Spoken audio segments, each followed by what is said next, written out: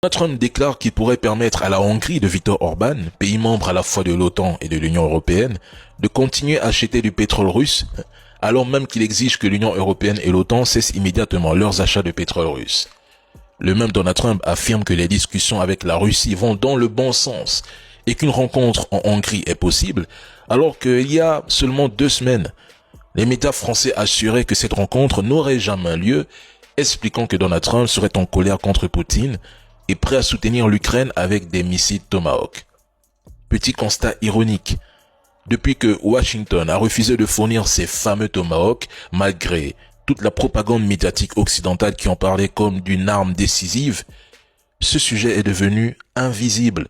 Plus aucun reportage, plus aucun débat. C'est comme si le refus américain n'avait jamais existé ou comme si le Tomahawk n'avait jamais été programmé pour l'Ukraine.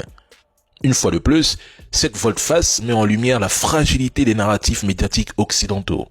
Donald Trump, par ses déclarations, ses choix, ses retournements acrobatiques, expose cette contradiction flagrante et rappelle que derrière les grands discours, ce sont toujours les intérêts qui dictent l'action. Et ça, mesdames et messieurs, les médias français ne le comprennent toujours pas.